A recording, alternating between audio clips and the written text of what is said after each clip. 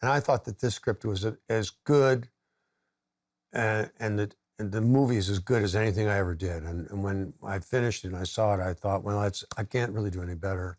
And I decided I was going to stop. But that was it. I couldn't do any better than that. Do you think you've done better than it since? Well, I'm glad I didn't stop, but I stopped for a while. And then I thought, you kept thinking, well, I'll just become a sculptor or, whatever the hell. Maybe I'll just become a railroad engineer. I'll be, something. Nothing. I have no other talent. Actor Bill Murray grew up just north of Chicago in a large Irish Catholic family, one of 6 boys and 3 girls. After high school, he joined the improv comedy troupe Second City. By 1977, Bill was a cast member on Saturday Night Live, where he created characters like Nick the Lounge Singer. Star Wars, nothing but Star Wars. Give me the Star Wars, don't let them end. Murray's very first movie role was Ivan Reitman's 1979 comedy Meatballs, where he plays a summer camp counselor. Together, Murray and Reitman went on to make Stripes and Ghostbusters. Murray riffed a lot in Meatballs, including this speech to campers before they compete against a rival camp called Mohawk. Even if we win, even if every man, woman, and child held hands together and prayed for us to win, it just wouldn't matter because all the really good-looking girls would still go out with the guys from Mohawk because they got all the money. It just doesn't matter if we win or we lose. It just doesn't matter. It's hard to rank which of Bill's comedies is my favorite. Stripes, Caddyshack, Groundhog Day. And then there are the dramas, Broken Flowers, Lost in Translation, Rushmore. In this season of Talking Pictures, we're talking about movies with the people who make us laugh. Actors, comics, and directors. We're kicking things off with an actor who blends comedy and drama better than anyone, someone I've wanted to talk to for the last 25 years. My guest today, Bill Murray. I'm your host, Ben Mankiewicz, and this is Talking Pictures, a podcast about movies, about memories, and the stuff that happens in between. Turner Classic Movies makes this podcast with the streaming service Max, where you can see some of the movies mentioned in this episode. We really weren't sure this interview with Bill Murray was even going to happen. He's famous for not having a publicist to arrange things, so you got to call a phone number and then hope it works out. Luckily for us, Bill is a TCM fan, and he came to our studios in Atlanta to tape an interview for the channel. We had a long conversation in front of the cameras, and afterwards, Bill and I taped an interview just for this podcast. We've included parts of both interviews here. I'm not going to pretend like this isn't exciting for me. Bill Murray joining us here at Turner Classic Movies. How long have you been watching TCM? I've been watching it from the beginning. I don't know what year that is, but as long as it's been here, I've been watching it. And I probably watch it more now than I ever did. This is how serious a TCM viewer Bill is, that early on you called to complain, right? But it was more of like a, hey, you guys made a mistake and you don't want to be making that mistake again. That's right. Okay, so they do these beautiful montages here. And back then there was a montage that showed, lots of famous scenes from famous movies. And there's a wonderful shot from Red River where John Wayne's character is going after Monty Clift, and they get closer and closer. He shoots his hat off. And then you see him just take a piece of skin off of his cheek with a bullet, and that's in the montage. Well, the next time I saw Red River on Turner Classics, and it was only just maybe a month later, it gets to that scene in the movie, and that shot is missing. And you think we took it out in editing? I know that it was taken out. Some knucklehead intern, raise your hand, had taken it out of the one that you used to broadcast and put it into his montage. because it wasn't in the movie.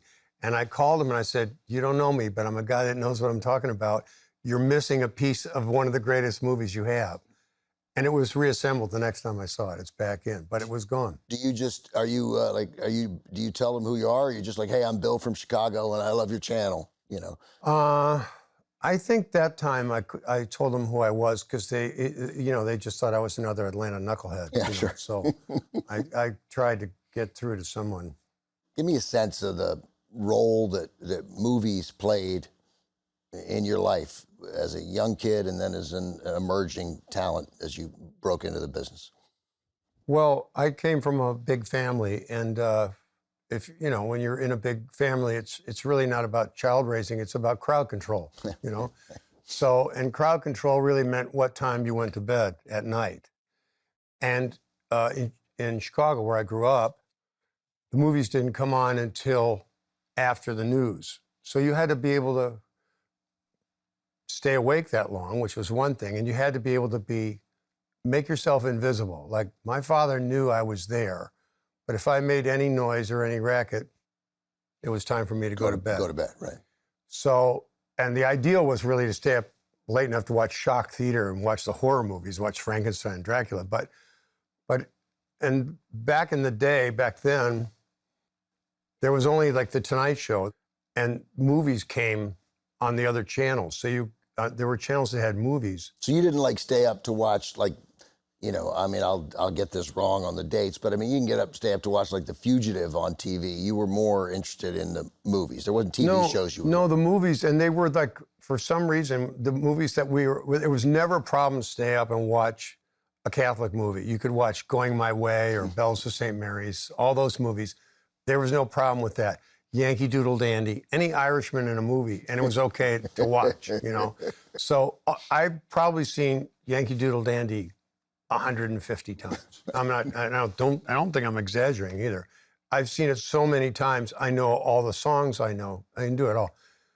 Those songs, those things really sort of gave me a feeling of what it was like to entertain people, and to care about people, Crosby as a priest, is sort of like, how come he's not falling in love with that Ingrid Bergman? Because he's too darn good. He's too good a guy to fall in love with her, and he's taken a vow, of course. But those things were important to watch, and you just felt like you were special, like somehow the person was actually speaking to me, like those voices were speaking to me, those characters were speaking to me. And your folks, again, you got like 8 siblings, is that right? Or 8, yes. Yeah. 8 total or 8 with you? 9 total. 9 total. Yeah, so I love the idea of your dad letting you stay up there as long as you didn't sneeze. Yeah. Yeah. Right. That's really great. Did they love movies, your folks? Yeah, they did. They did like movies. Although they would take us to movies, I didn't realize that movies were also babysitting. At that, when I was a kid. Right, yeah. If they dropped us all off at something like a double feature with plenty of cartoons, that meant that they could breathe. We didn't talk about movies so much. I think they liked the effect they had on their kids, because all of our kids would sort of act out.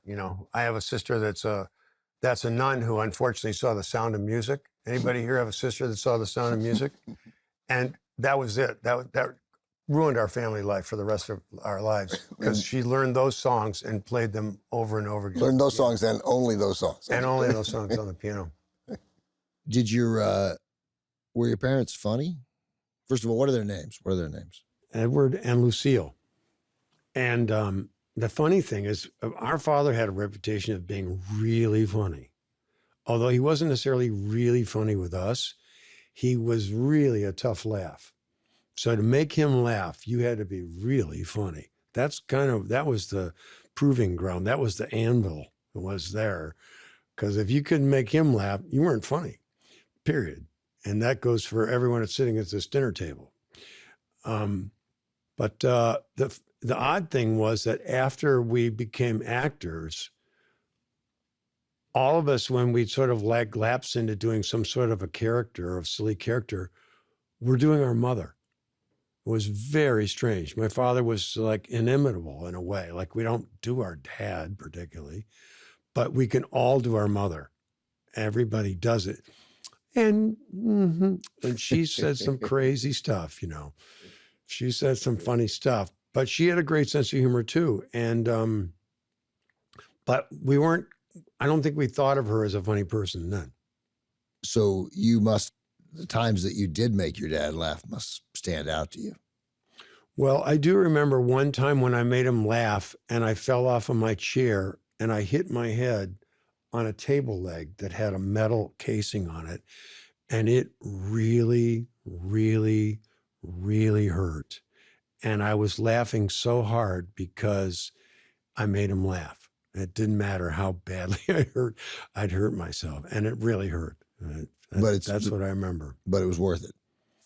That's exactly all it was. It was like, God damn it, you can hit me on the head again if I could do that again. Do you remember what made him laugh? No, I think I was doing some sort of an impression of something like that. I was doing some sort of an impression of some character or something, and I did it really well.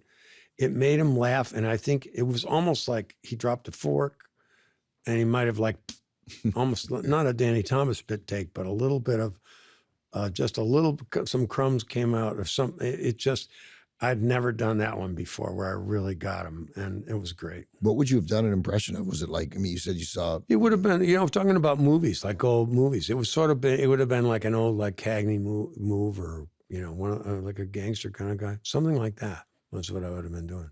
In 1980, Bill starred in Caddyshack, co-written by Murray's brother Brian Doyle Murray and the actor and filmmaker Harold Ramis.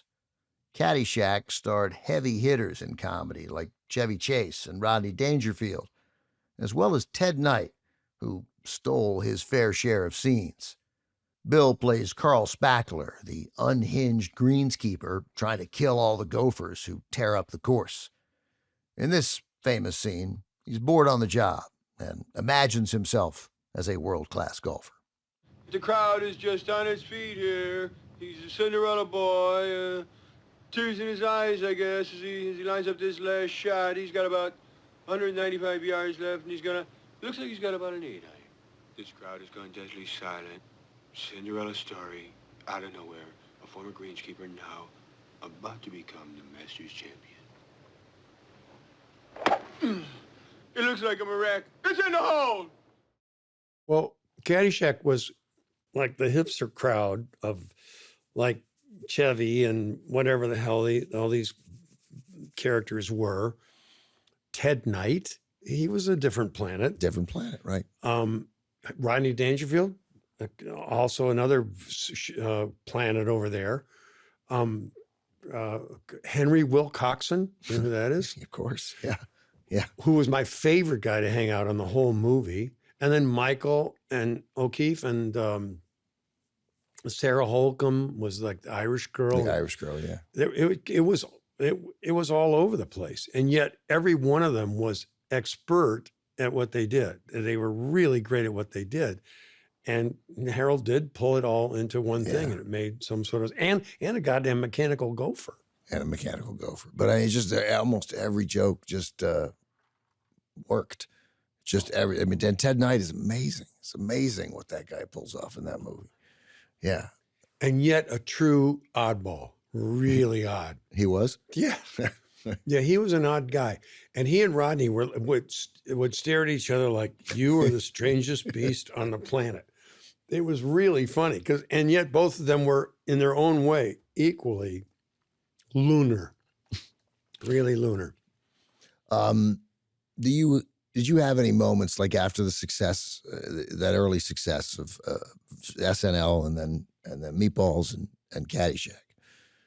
Like, so I'm 57 years old, and my dad died when I was 46 in 2014. When you were 46? No, I was 46 years old, and I still feel it acutely. And I was 46. I was a grown man, right? Yeah. You wanted badly to make your dad laugh. You definitely would have. Like, he would have laughed at that stuff. That has to feel It still has to feel like a pretty big Yeah, loss. you almost want to make me cry. He never got to see me do it, and yet I felt like he really blessed me. Like he really gave me the go. And he died when he was 46. Yeah. I was 17, and I'm talking about it like yesterday. Like he wasn't there. When I got smart enough to know what questions to ask, he was gone. He was already gone. It would have, but I did get, I did serve his wife. I did. I was happy to make my mother laugh. I was a bad boy. Yeah. I got in trouble, and I was a bad boy, and I was the least likely to succeed. And and when I did succeed, there was almost disbelief. You mean you like in the Murray household Within the you- family, You yeah. thought like, well, here's who, right. If we have to pick one, who's I was in trouble, and it was more likely that I was, going to be sent to another state or something. But when I finally did succeed, and all of a sudden there was money. We never had any money. And it was never about money.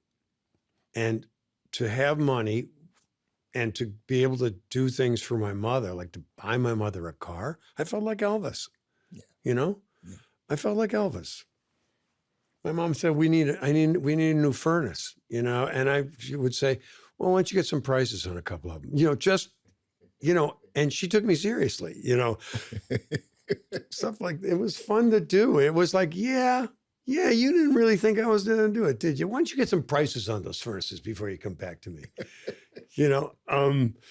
But like just to do that kind of stuff. And, I remember getting her, I like to tell this story because it makes me feel good, but I got her a credit card, like a gold American Express card.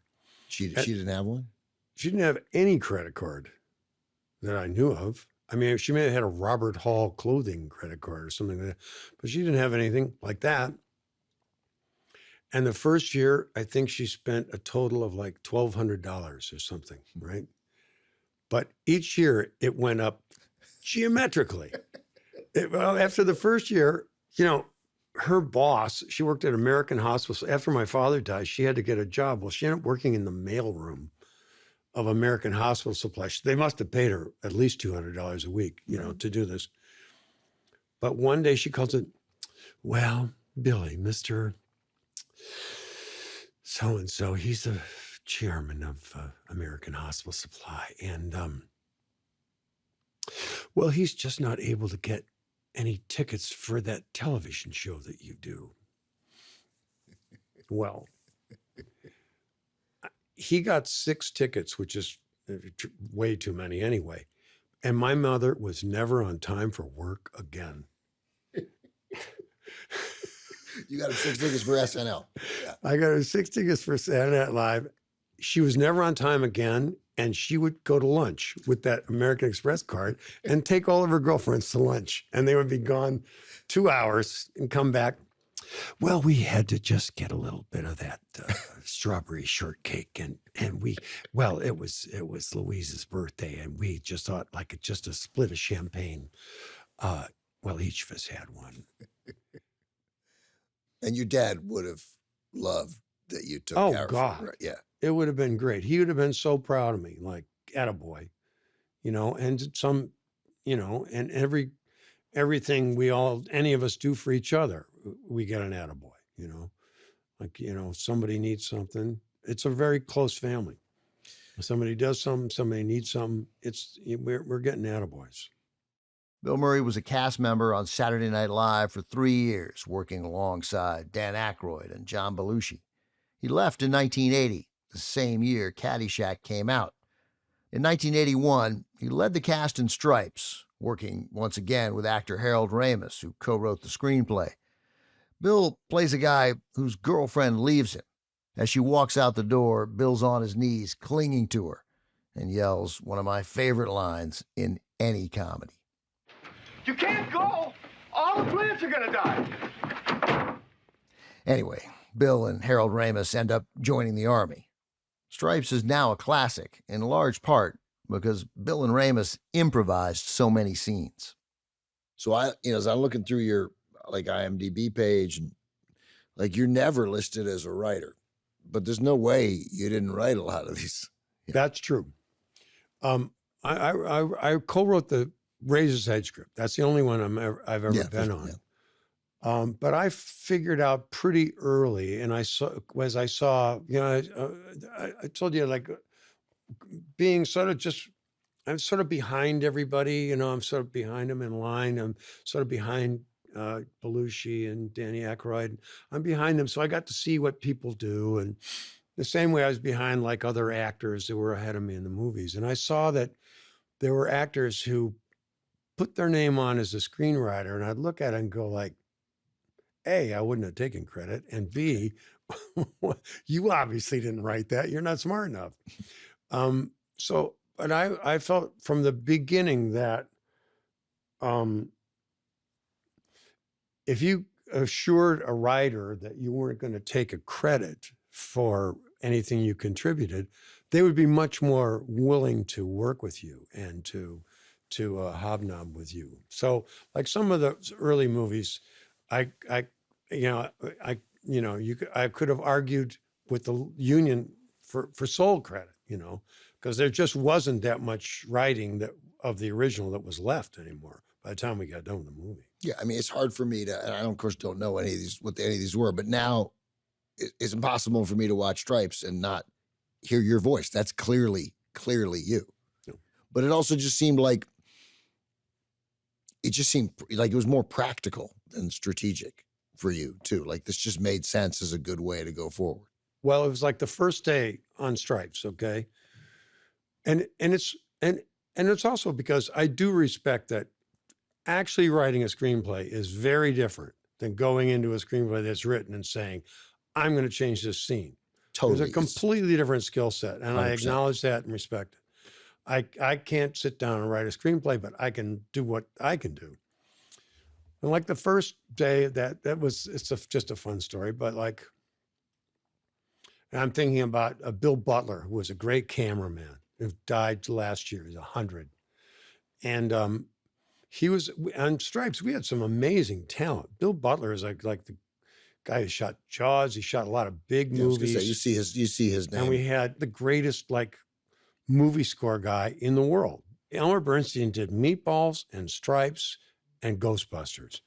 Now, and that soundtrack that he did for Stripes is people have been ripping that thing off ever since. That's right.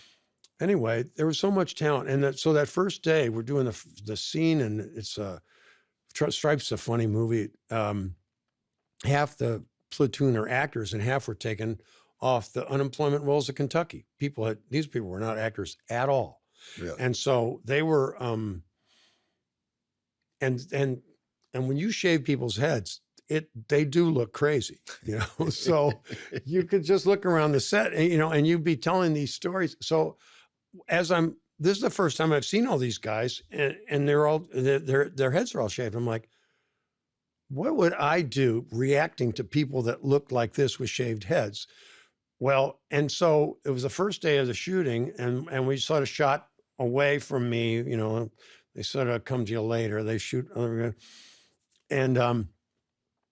the director says, or someone says, the first day, says, okay, you ready to do yours? And I said, well, I'm certainly not going to do this shit. And I just whipped the pages away, and Harold and I went out to the bus and leaned back and relaxed a little bit, and came back in about an hour and just walked in and said, okay, we're ready, and I didn't realize how big a deal this Bill Butler was. He's a big deal.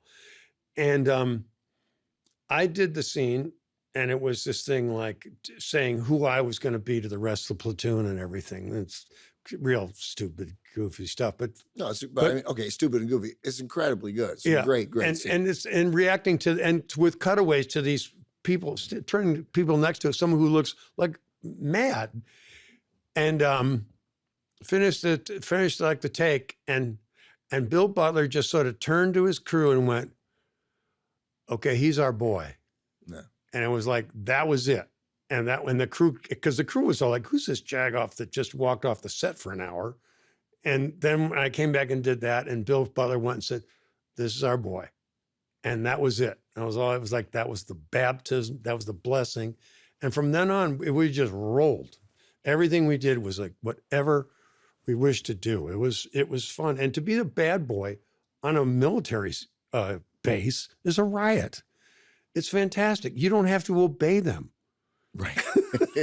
Right. You don't answer to them. You don't answer to them at all. It's not a real You drive the Sergeant wrong Hoka way on a answer. one-way street. They can't do anything to you. It was so much fun. We're going to take a quick break. Coming up, Bill Murray tells us about one of the best actors he's ever worked with.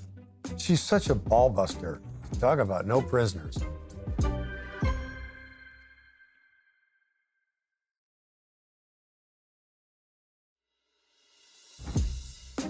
By the 90s, Bill Murray had starred in a string of hits.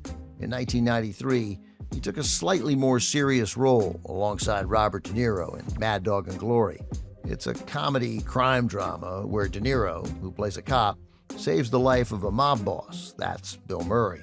And typically, Bill manages to be both intimidating and amusing. Don't ever, ever fuck with me. Don't ever lie to me, disrespect me, underestimate me. If you do, your life becomes a raging sea. But come to me like a man. Come to me eyes open, head up, hand out. Then I become more than a friend, more than a shoulder.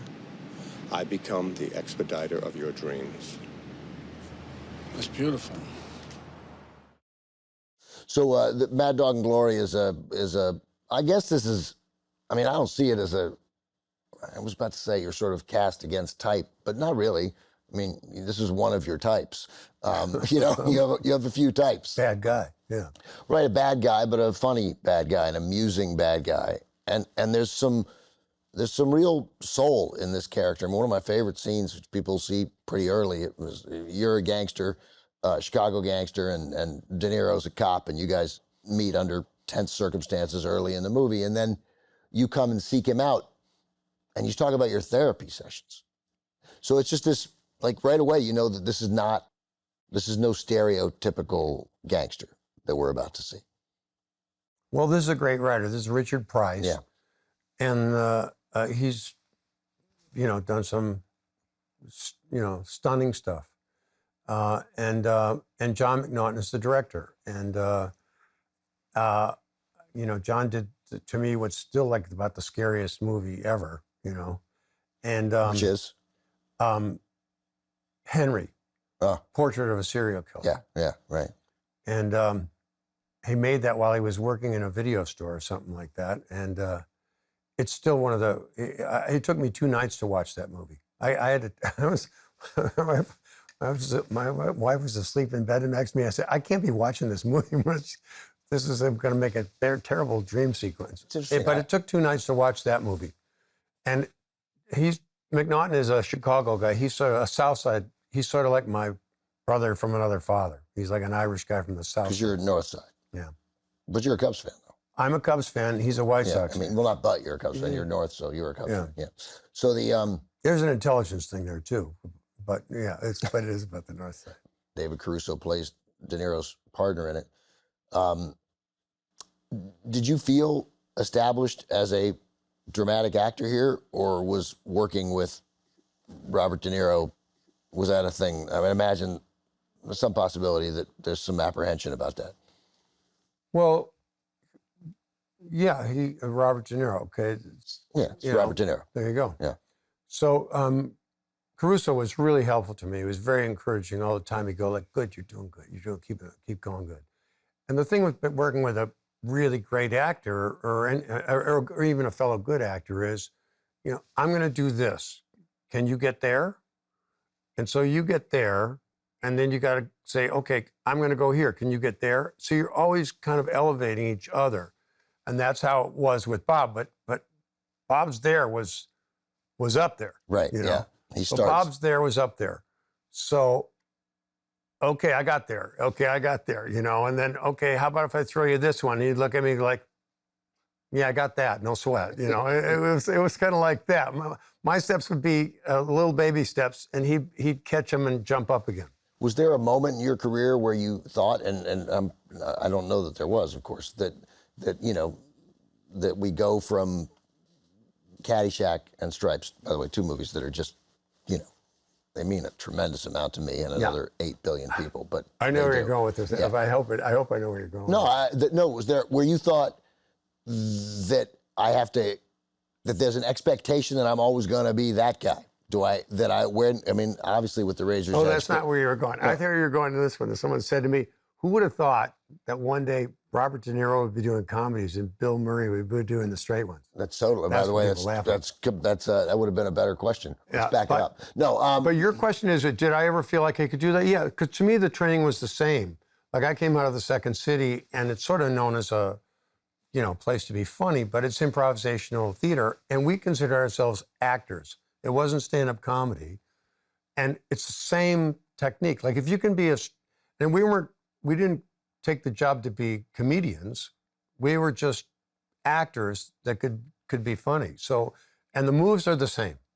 Like you can, and most of the really great actors that I've ever worked with can be funny. right. Not all of them, but most of the really great ones, the moves are the same, the chops are the same.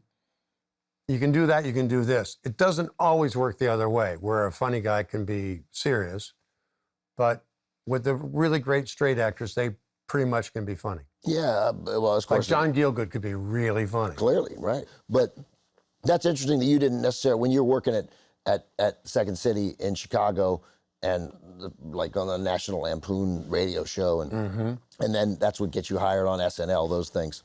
Like you didn't think of yourself as a comedian who got hired on SNL. You were an actor. This was your job. Right. Right. Right. That's, you know, and, you know, not to Would Belushi and Aykroyd, those guys, would they have thought that? absolutely actors. I mean, Gilbert, too, they all Belushi would've was thought a this? really serious actor. Yeah. He was a really serious actor.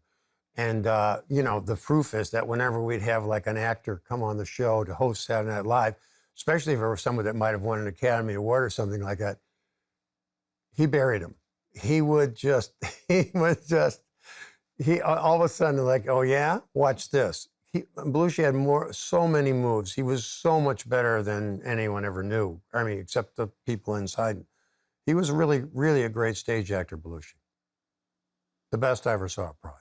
So I know that you talked about good actors take it to here, and then you got to maybe match it and then see if you can go above it, and then they come back to you. So that happened obviously with De Niro, but you go into that's what you want, right? So you're not, then that means you're not intimidated by working with somebody like Robert De Niro with his reputation. You see this as an opportunity to be better. Well, it's like batting against a great pitcher, you know, like, you know, he's good. You see his stats, and here it comes. And it's like when you see a great hitter against a pitcher, you see that first fastball, you go like, I can hit that. I got you, but they're also, you know, when you're younger anyway, you think, oh, I don't want to face him. I'm going to strike out on 3 pitches. I'm going to bail on the curveball. Forget the fastball. Like, you know. Well, from the beginning, I'd always been with better actors than I was. You know? So it's like when I first started at Second City, I was just talking about John Candy and I started at Second City the same week, and the other actors could not bear to work with us because we were no good. We didn't know how to improvise really. So it would be he and I working together every night and dying every night. Every night. Every night. Every single night. And we would die. Did you know he was special? Yeah. No, I knew he was special. He had he had integrity and he had character, and he was funny. And he was also powerful, and he could do a lot of things. And he was he's probably one of the most likable people I ever worked with. You know, I mean, that's you know, no one can say a bad word about the fella because he just was a genuinely good guy. He and I spent a lot of off after work. It would be not only didn't anyone want to work with us at work, no one wanted to hang out with us either. So it was like me watching those John. guys, they suck. John would be smoking Canadian cigarettes, and we'd be talking. We talked about De Niro. I want to talk about like the idea of an actor who you know is great, elevating you. And you know, I think Frances McDormand is as good an actor as we have working in this country. Oh yeah. And you worked with her just once, or No, I've worked with her a couple times. wait? So Olive Kittredge. Yeah. Yes, and we've been in a couple Wes Anderson movies. Oh, I right, think. of course. Yeah, right, Yeah. yeah. So what's the like? You recognized the first time you worked with her too. It was like, oh, this is something. This is what is Well, she's such a ball buster. Can you say that on TCM? You can, She's yeah. such a ball buster, and she just talk about no prisoners. And if you aren't showing up, and you can't stay with her, you know, it's going to be a long day. And It's gonna be a she's long day. setting. You can't stay with her, and she's setting an impressive pace. Right? Oh yeah. Oh yeah. Yeah. No, I love working with Frances because she is like everything else, all the trappings mean absolutely nothing to her. Nothing. Yeah. Couldn't care less. Like she doesn't do press, she doesn't do this, she doesn't do that. She'll go accept that damn Oscar. God bless Sure, her. Yeah, yeah. But she doesn't do any of the other stuff, you know. And you know, it's really about the job, and I like that. So and it's kind of funny because she's almost like my big sister in a way, even though I'm probably older than she is. But she just looks at you like, well, are you going to be that way again? Whatever that means, you know. I love working with her. I really have had just the most fun working with her because there's sort of, you know, and it's cool. Like we did one scene where I think we were lying on our backs in bed in a Wes Anderson movie, and we probably did it 12 times. And want to do it again? Okay. It was like I didn't want the day to end. Didn't want the day to end. I could have done that same scene until I blacked out. The film Bill's talking about is Moonrise Kingdom from 2012, directed by Wes Anderson. Murray has been in 9 of Wes Anderson's films, including Rushmore, The Royal Tenenbaums, and The Grand Budapest Hotel. It reflected a shift in Murray's focus. He leaned into more dramatic roles, often adding a hint of mischief to his performance. In 2003, he was nominated for an Oscar for his role in Sofia Coppola's Lost in Translation. That same year, Murray played himself in the 2003 Jim Jarmusch film Coffee and Cigarettes, alongside members of the hip-hop group Wu-Tang Clan. Aren't you Bill Murray, man? Bill, Groundhog Day, ghost busting ass Murray. Who you gonna call? I know that. Just don't tell anybody.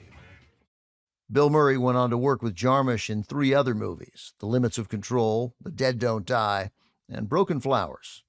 I was especially interested in Broken Flowers.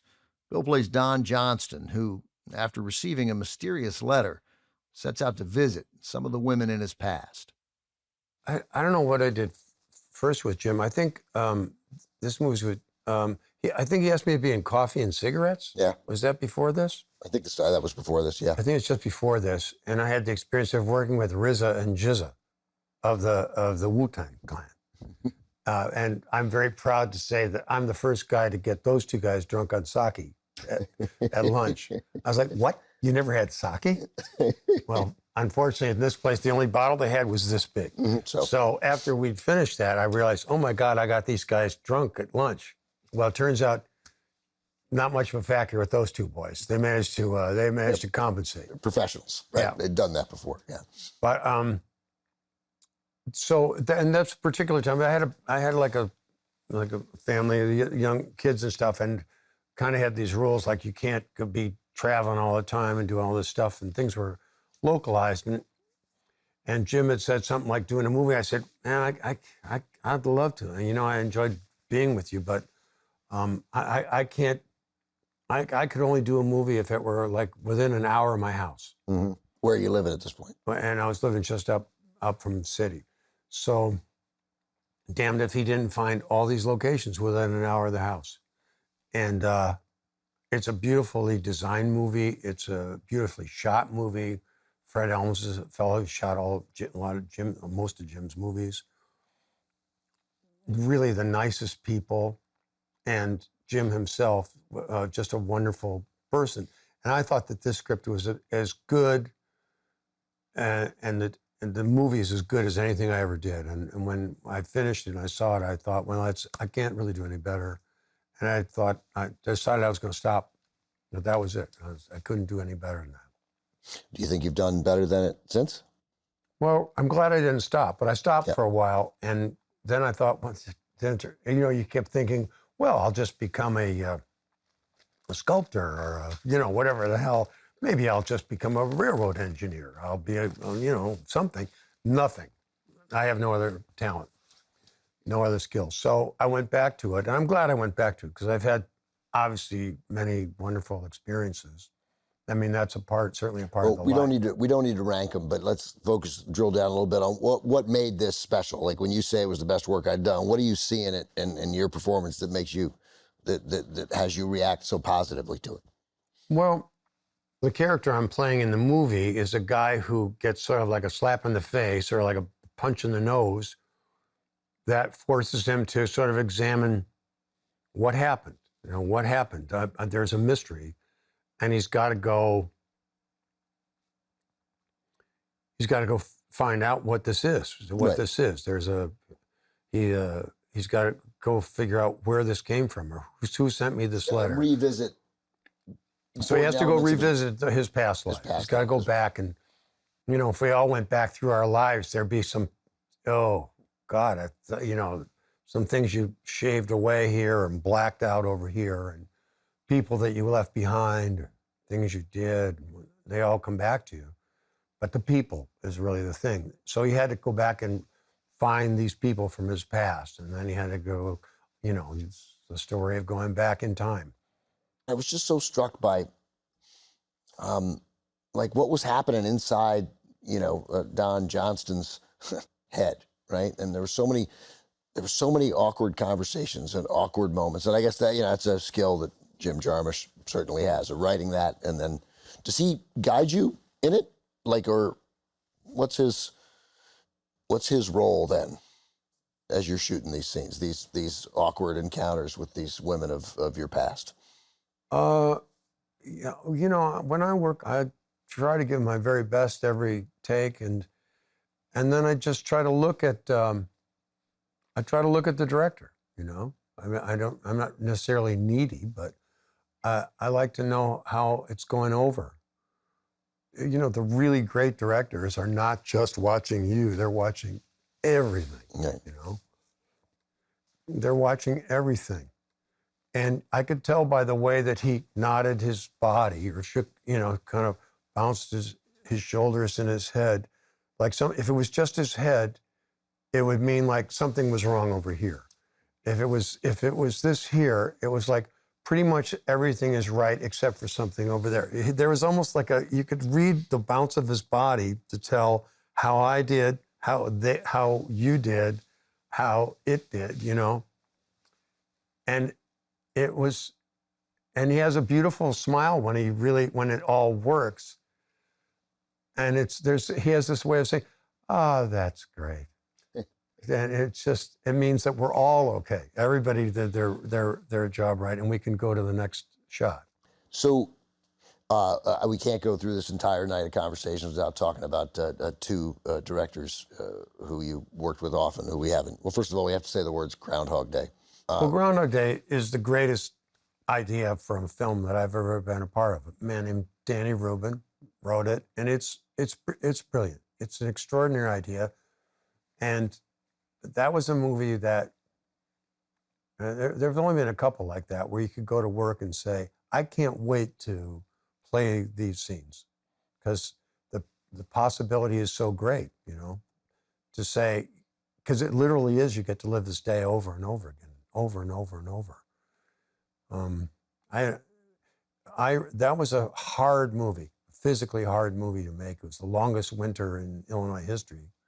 And we froze to death. It was a lot of cold. And the winter didn't end until late in May that year. It snowed into May, way deep into May. Yeah. And it was hard. There were lots of nights. But it was very satisfying to do it. And I was very happy to be doing that guy's movie. But I wanted to mention Wes Anderson and Sofia Coppola. start with Wes. So Rush starts at Rushmore. What's the draw? What is magical about Wes? Why does he keep coming to you? Why do you keep saying yes? Well, I guess we go back to the agent question. I guess he wanted me to be in Bottle Rocket, but my agents never gave me the script because he was a nobody. But then for the next one, for Rushmore, I like to say that I have the largest collection of video cassettes of Bottle Rocket, the first movie. So you saying, hey, this is the guy. I've still never seen Bottle Rocket. You still haven't seen it? No, but I have a lot of VCRs of it if you want to come borrow it. You mean people sent it to you? Like They just kept sending to me. It'd be great if you watched it now and were like, nah, I don't get it. What did I do? What have I done wrong? What have Why? I done? Oh, yeah. And why do you think he keeps coming to you? Well, I think because I put, I think he really wanted me to be in that Rushmore, and I put my faith in him, and I said sure, and I worked, I work hard when I work, and I supported him, when he's like a sort of a young director, and you're kind of like that guy that's got a little more experience, the more support you give, it's really helpful, especially because there's like a studio involved. It's trying to like, crimp you a little bit, cramp him a little bit. And I tried to, I let him know that that wasn't going to happen. We're going to expand when we need to expand. And we've made good movies. Guy makes good movies. So now, and there was kind of one movie I wasn't in, and then he said, I don't think I should do that again. And then fortunately, I got in it somehow at the end or something. I wasn't in the one that's the Asteroid City because I got COVID, so I got replaced. But anyway, working with Wes is great. He really loves making movies. He's influenced by all the great movie makers. Like scenes that he shoots are, this is a shot from Barry Lyndon. This is a shot from this. This is that. All these kinds of things. He's influenced by all of them. He takes notes on everything. If I wish I'd taken notes because I've said and heard a lot of funny things in my life, but he writes things down and assembles them in the oddest way to make movies. And making movies is about making movies. We all sort of stay in the same spot. It's like a movie dormitory. We all eat together. So there's a camaraderie there. It's a company. Everybody's like in. You can come down in your slippers and your pajamas and have breakfast. You have your coffee, and then we're going to work. I don't know Sofia Coppola. I know her dad. I've interviewed him 3 or 4 times, pretty long form stuff. Spent a day with him a couple of times, and he's like the smartest guy. He knows so much about everything. He can go, yeah. He can go. But I feel this sense of gratification that she's so good at this. She's a doll. She is just, that's someone that was looking for me for a long time. And when I finally met her. Why is she looking for you? It's because it's hard to reach you, right? Something like that. Yeah. And when I finally met her, she was, it was kind of like a pitch, kind of like a plead, And, I looked at the script, and the script was not too much thicker than your notes there. And for Lost in Translation. Yeah. And I just said I'd do it, and I'll be there. And I guess there was some confusion about whether or not I was going to show up. And I did show up in Tokyo to work on the movie. Yeah, there are a lot of stories about people not knowing whether you were going to show up, but they all end with, it turns out you show up because you'd said you would. Yeah, pretty much. Yeah. So, but working with her is, I just have to be flattering, but what's this last one? She does things that are so hard to do. Like say the Elvis movie. She just did this Elvis movie, right? Uh-huh. Imagine you got to do a movie about Elvis Presley, like one of the most famous Americans ever, and you can't use any existing photographs of him or any of his music. Right. And she figures it out. And she did it. Right. And she figured it out. And it's a really interesting movie. And it's a story. It's a real story. And the actress is wonderful, and the actor is wonderful. And she gets them to be this totally they make these people very real people, not the photographs, not the music, not the concerts, but the people they were inside before and after. She does that. She gets to the heart of it. We're taking another quick break. When we return, we'll have our Super 8, where Bill Murray really shows off his passion for classic movies.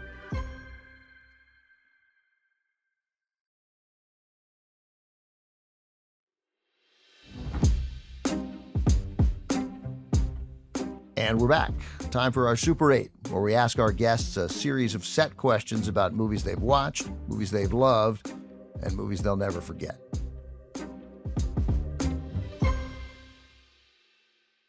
All right, so we got these 8 questions. Go. All right. What was your most memorable movie watching experience, Bill? In a theater. Gallipoli.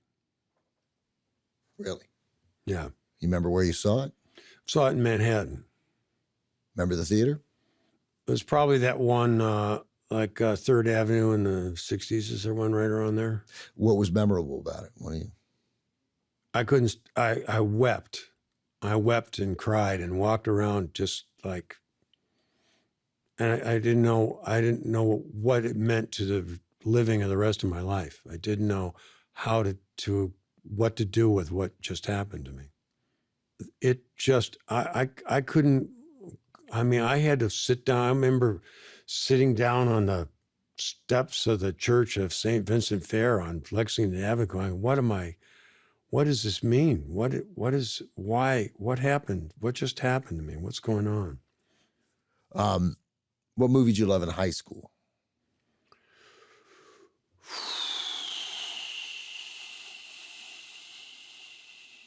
Movies, it really was, I didn't have 2 nickels to rub together to see movies.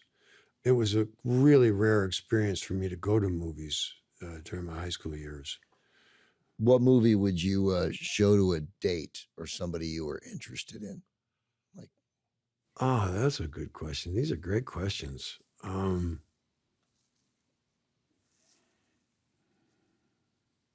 Any era. It's funny. I've shown, I think it's okay to show older movies to someone to see what they're like, to see if they get it, to see if they can watch, like a movie that tells a story like that. And, when I say Shop Around the Corner is kind of one like that, but that's kind of obviously a romantic movie. I don't know if that's the one I'd lead with, but I like those movies. Even, what's the one, the Lubitsch, that's where Garbo plays the Russian with the 3 guys. That's Ninochka. That's a beautiful movie. And that's one you can sit down and go like, watch this. Just watch how expert this photography and this acting is. And just see if you can see this happen. I like to show, I like showing people old movies like that to see if they can see the beauty, not just of the story or the romance, but the beauty of the work. What movie, you mentioned Gallipoli, but what movie makes you cry without fail? Without fail, well, I haven't seen Old Yeller in a long time. I would imagine Old Yeller would still work. Definitely. All right, better one. What movie makes you laugh without fail? I mean, you must think other movies are funny. You got people who make you laugh, right? Yeah, there's people that are funny. There's a movie that I thought was really good, was The Man with Two Brains. Yeah. Uh-huh. And I always thought that Catherine, what's her name? Catherine O'Hara? No. Real sexy girl played the cartoon in the... Oh, Kathleen Turner. Kathleen Turner. I thought Kathleen Turner was really funny in that movie. Really funny.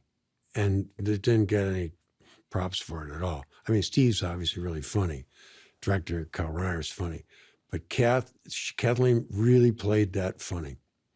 And I can still laugh at Charlie Chaplin, I think, and Buster Keaton. Those two guys are, I mean, Buster Keaton's like, get out of the way. That guy's like, he's probably number one. All right, here we go. So for this question, you have to think of yourself as a thief. Imagine there's a vast warehouse somewhere where all the movie props that have been in any film ever are stored. You're in there. What do you steal? Any prop, any movie. Any prop, any movie.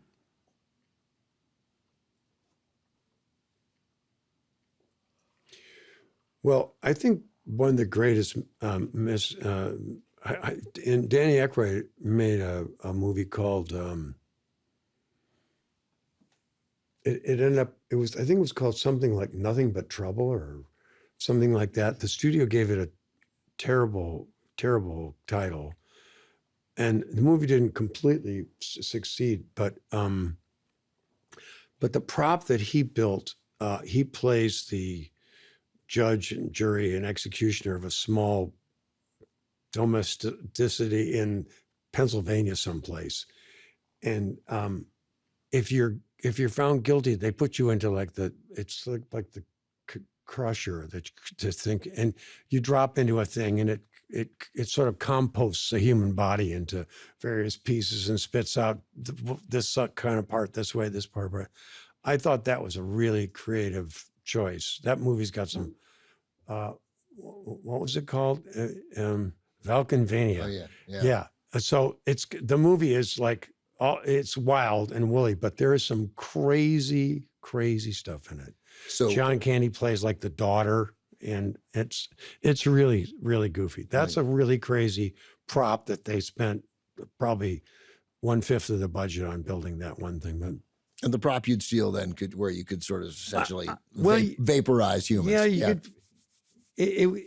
If only it could just do it and then reassemble them. That's Right. You know, Right. because there are people I'd like to really put through the machine. But you don't want to kill them. Right.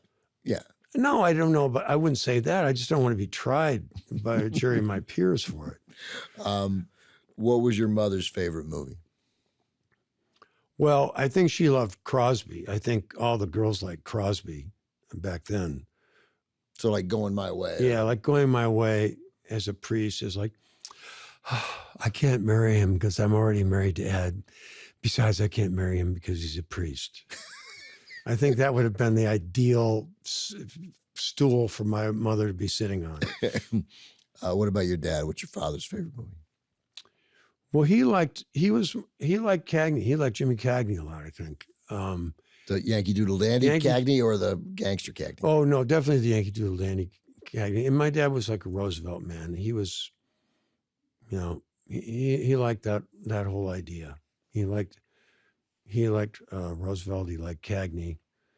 And even though Roosevelt's light in the movie, he's still featured in it.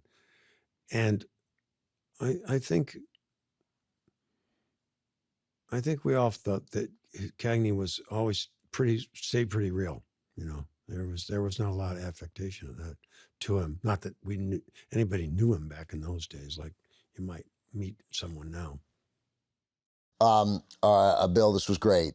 Thank you so much for being here and sharing your love of movies and your own films. This was great. Thank you so much. Yeah, well, I think you should. I think it's really important that people go back into movie theaters. I think it's really important that it's a human experience that is lost by watching. As much as I like to watch movies all the time on the couch, on the floor, in a chair, there's nothing like seeing a movie with other people. It's life-changing. It's impossible. Cinematic torture, really, to choose one of Bill's movies to watch. I say watch every movie we talked about in this episode. However, as Bill noted, Groundhog Day is a perfect film. It's original, and it's perfectly pitched to Bill Murray's sensibilities. And you might as well watch Stripes, too, because if you don't, all the plants are going to die.